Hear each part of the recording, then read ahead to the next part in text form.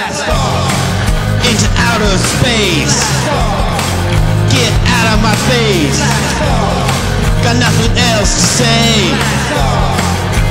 Go ahead and make my day. All the news, it's just advertising.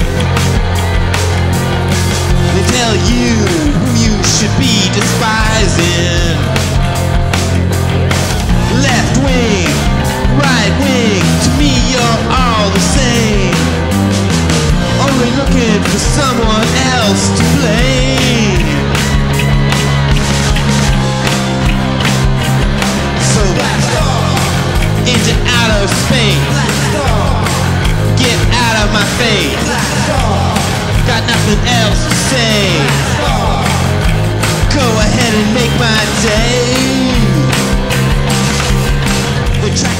Alright, hello there my loyal thrill seekers, and welcome back to the program. That song was Blast Off. That was a song I wrote for Zero Defects, and if I can figure out how to do it, I will put a link up here on YouTube so that you can click on the link and go see the video that Zero Defects made of the song. We re-recorded it. What I just played for you just now was the demo version that I made for the band, and the point of that song, or the idea behind that song, was in the early 80s there were these shows, these cop shows, Chips and Quincy, two different cop shows that did programs about the dangers of punk rock music, you know, and hardcore punk music.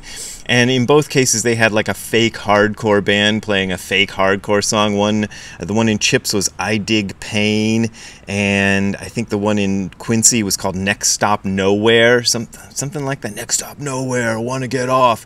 Anyway, I decided I would write a song that would likely be written for a TV show about the dangers of punk rock, and that's where I came up with Blast Off. And also the song is about how, you know, the news is just advertising, and left wing and right wing, when they get extreme enough, are pretty much the same thing. That's what the other part of the lyric is about. So there you go, and you can click on that link that I showed you and see the Zero Defects version. It is worth seeing because Mick did a really cool video for it. Alright, so the tree behind me is now making flowers. Can you see that?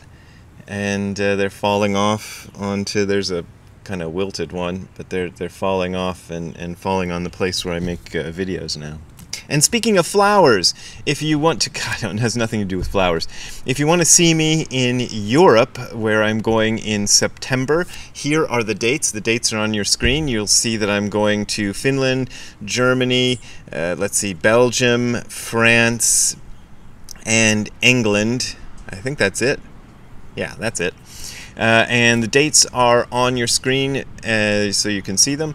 And if you want to get further information, there will be links below this YouTube page, or you can go to hardcorezen.info/events. That is hardcorezen.info/events, and there you will find more info and links you can click on and go see me in Europe. Alright, so I wanted to talk about this book, this weird book. I went to LA. I don't live in Los Angeles anymore, but I made the arduous journey to Los Angeles last weekend, and I went to the last bookstore and I found this on the shelves. Now, why is this important? Well, it was kind of important to me, and that's why I wanted to talk about it. Omni magazine, for you kids who don't remember such things, was a science magazine, a popular science magazine whose heyday was in the 70s and 80s, I guess. They might have lasted till the 90s, I'm not sure. But they were published by the same people who published Penthouse, you know, the naughty magazine. I don't want to say, if I say the word, then I get demoted by YouTube, I think. Anyway, naughty magazine. But they weren't a naughty magazine, but they were kind of akin to it. Anyway, they published an interview with a guy named John Lilly that I read back when it was first published. And there's John Lilly. And John Lilly's thing was, he was, by all accounts, a brilliant neuroscientist who had a deep interest in communicating with dolphins. So that's the thing that a lot of people know about him. The other thing a lot of people know about him is he was a big user of certain drugs, LSD, and what he called in this interview vitamin K, which I assume is ketamine.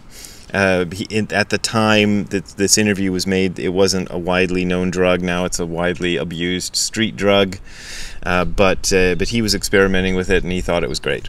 He is also the subject of the movie Altered States. And I think I did talk about this on this YouTube channel a year ago or something like this. Altered States is an interesting, weird sort of, I guess, horror movie in which a guy goes into what's called an isolation tank, which is this tank where the water is held at just below body temperature so that you don't feel it. There's no light, no sound, no physical sensation. The idea is to deprive the brain of all sensory input and then see what happens. Lilly apparently invented this thing and was a big champion of it, and I talked in one of my earlier interviews about the two experiences. Was it two? I think it was two different times I was in isolation tanks. Two or one. Anyway, it was in Montreal. It was a long time ago, and obviously I don't remember it that well. Basically, I just fell asleep in the thing. I didn't have any trippy extrasensory experiences like John Lilly reports, and I did not turn into a raving ape man, which is what happens to the guy in the movie. So neither of those things happened to me. But this interview with John Lilly was extremely influential to me personally. I don't know how it was to the world. I didn't hear anything about it in the popular press or anything, but to me it was a big deal because it introduced me to some concepts and things that I'd never thought about, and at the time I don't think I'd gotten into Zen yet. I probably hadn't gone to that class with Tim McCarthy, but I was getting very interested in what is the real nature of reality and where can I go with that. And let me just present you some things, because it's interesting to me to read this all these years later, because I have not read this interview since I was 17 or 18 years old, or however old I was when I read it for the first time when it came out in the magazine. And so I just reread it. In fact, I just finished it minutes before I made this video, so this is very fresh, and maybe it's going to be a little cattywampus because it's so fresh. But I'd like to present you a few things that he says in the interview and then see what we can say about them. Okay, he talks about Satori, and Satori is, as probably most of you who watch these kind of videos know, it's a Buddhist word and it means the state of enlightenment. Satoru is a Japanese verb which just means to realize. Like I realized my zipper was down. you might I don't know if you'd use Satoru in that sense, but it's a more general verb that means to realize. But when you make it into a noun, Satori in Japanese, it has the meaning of a Buddhist enlightenment experience. And in this, he talks about Satoru in his idea, and this is the first idea I ever had about Satori. And what he says is, the brain has other pleasure systems too. He's been talking about pleasure systems. Systems that stimulate non-sexual pleasure all over the body, and systems that set off emotional pleasure. This is a kind of continuous pleasure that doesn't peak, a satori of mind. Satori and samadhi, and then the editor interjects terms for enlightened bliss states in Zen Buddhism and Hinduism, respectively. And then we're back to John Lilly. And Christian states of grace seem to involve a constant influx of pleasure and no orgasmic climax, like tantric sex. Spiritual states use these brain systems in their service. Many philosophers, including Patanjali, the 2nd century BC author of Yoga Sutras, have said that jnana yoga, the yoga of mind, is the highest form of yoga. In this self-transcendence, one can experience bliss while performing God's work. Only recently have I achieved this for days at a time. Probably he means on drugs. Another idea he comes up with, which sounds like it came from a science fiction author. I'm writing a book about alternate realities called From Here to Alternity, a manual on ways of amusing God. As far as I know, that book never came out. On vitamin K, which is what he's calling the drug he uses, I have experienced states in which I can contact the creators of the universe as well as the local creative controllers, the Earth Coincidence Control Office, or ECCO, ECHO.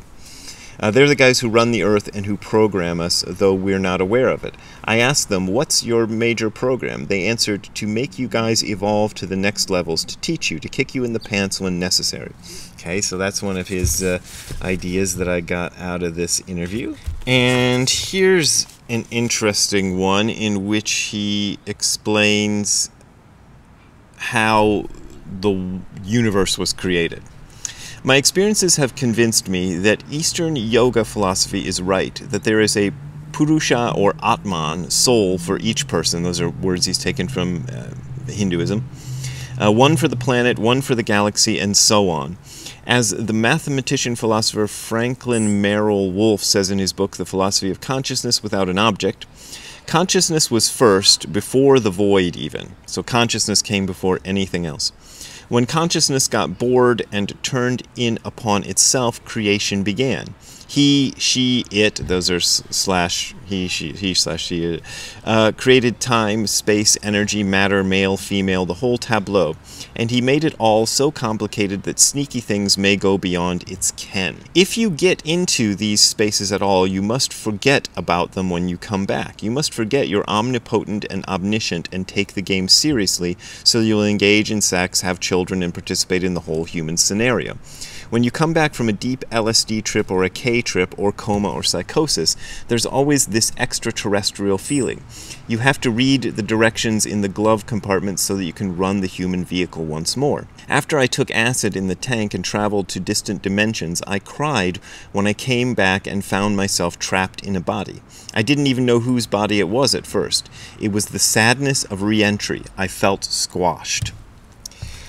So let me stop there before I go in, because I don't want to forget. This, I think, is really important, because I've talked on this YouTube channel about an experience that I wrote about in Hardcore Zen, and that I wrote about in There Is No God, and He's Always With You. And you can hear the kind of exasperation in my voice, maybe, because I feel like in some ways I probably shouldn't have talked about this experience, because it's made it so that I have to keep talking about it again and again and again and again. I don't know, maybe on some level I enjoy talking about it, but in Buddhist tradition you don't talk about these experiences.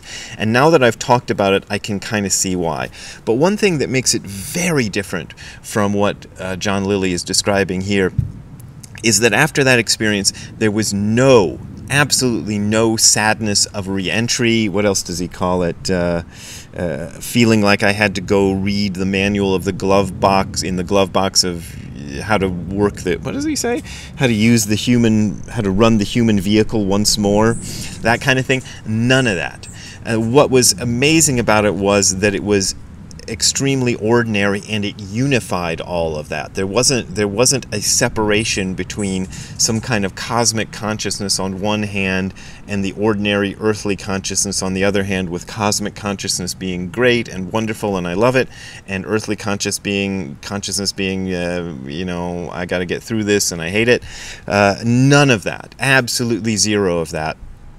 And I would say that anybody who's sort of looking for a way to determine whether they've had a true enlightenment experience, or satori, if you feel upon coming back from it that, you know, that's great and this is lousy, then that's not the experience we're talking about in Buddhism.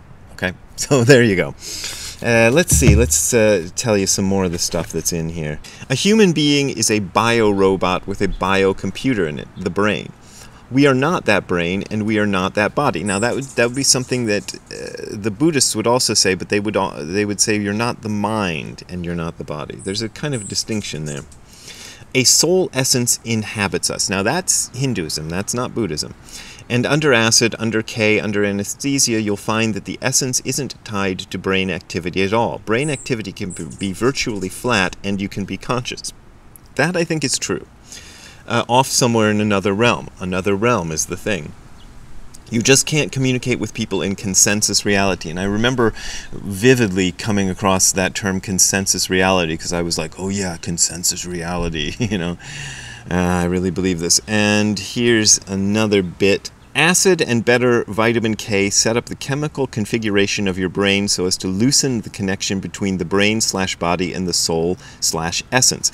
There's a dichotomy that one of the foundational things of Buddhism is it denies that dichotomy. It says there is absolutely not brain-body on the one side, soul-essence on the other, that they are a unified one single thing. Then the essence can move into alternate realities. I call this phenomenon the leaky mind hypothesis. That's really interesting. I probably lost it a long time ago, but one of the first sort of musical projects I did publicly after, this is probably post the breakup of Zero, I don't know when it was. It was early in my sort of career, is I put out this cassette tape and I made 10 copies of it, and it was called The Leaky Mind Hypothesis, and it was a collection of psychedelic music, and I put it in a couple local record stores and nobody bought it. and I ended up taking them back home, and I probably re-recorded stuff over top of them. But that was my first sort of musical project, was called The Leaky Mind Hypothesis, and it comes right out of this interview. Now this is kind of interesting, and I thought this was insightful in a way. He's talking about Kurt Gödel, I don't know how to pronounce it. His theorem, translated, says that a computer of a given size can model only a smaller computer. It cannot model itself. If it modeled a computer of its own size and complexity, the model would fill it entirely, and it couldn't do anything. So I don't think we can understand our own brains fully. So I think that's an interesting thing, and I think that's something he understood that a lot of people kind of don't understand, is you can't understand your own brain. You know, this kind of goes along with, although it's a different sort of thing, kind of goes along with what Nishijima Roshi used to say, which is you can't notice your own enlightenment. So anytime you think you were in a state of enlightenment, that wasn't enlightenment, so forget about it. And here's another thing. He talks about how he often would, in these trances, in these alternate states, talk to different entities. And I think there must be a longer version, or maybe I think I got a hold of one of Lilly's books, maybe Center of the Cyclone, and got this out of there, because he talks about meeting all kinds of different entities out there in the universe, the Earth Coincidence Control Office and such like. And he says, in many cases, I didn't know whether I was taken on a trip by God or by one of his business officers in the outer galaxy. Guides at each level above ours pretend to be God as long as you believe them. When you finally get to know the guide, he says, well, God is really up at the next level. God keeps retreating into infinity. I've thought that I was in the mind of God, seeing rotating universes, yin-yang, male and female, but perhaps God himself is beyond that. And then he goes into this weird hypothesis about the Dust Bowl God. In my new book, I have a theory called the Dust Bowl God. God got bored with this universe and the distribution of intelligence in it, so he made a dust bowl out beyond the galaxies. In this dust cloud, every particle is intelligent on the atomic level. Each particle is as intelligent as a human being. The dust particles made themselves into stars and planets and animals and humans, and everybody knew everything. Everything was totally aware of everything around it. Now the problem is, if every particle is equally intelligent and greater assemblages are even more intelligent, what are the traffic rules for relations between, say, humans and elephants? It would be nice to see such a universe, wouldn't it? A Dust Bowl universe? And the questioner, the interviewer, asks, how would it differ from ours? And Lilly answers, right, how would it? And that's how they end the interview. So it's pretty weird stuff, and upon rereading it all these years later, I'm kind of looking at it going, well, on the one hand, it reminds me of how careful you have to be when you talk about this stuff, because I was reading this, and Lilly even says, you know, drugs, LSD and all these things aren't for everybody, and you shouldn't try this at home, kids, and all that.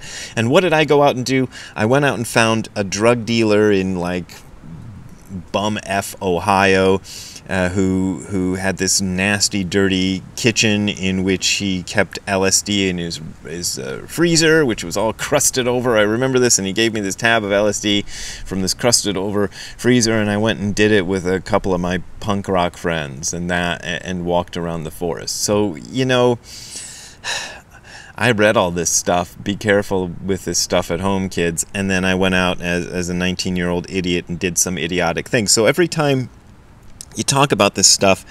I don't know who I'm influencing. Probably even making this video is probably going to influence some kid to do something stupid. Don't do the stupid thing, kid, if you're watching this video, because it's not good for you, and it'll hurt you in the end. And so that's part of it. And the other thing is I can kind of see where he's going wrong. And I know that sounds arrogant because he's a super famous scientist, and he had the movie Altered States made about him, and he published maybe almost as many books as I did, you know. So I should I should respect him and all this.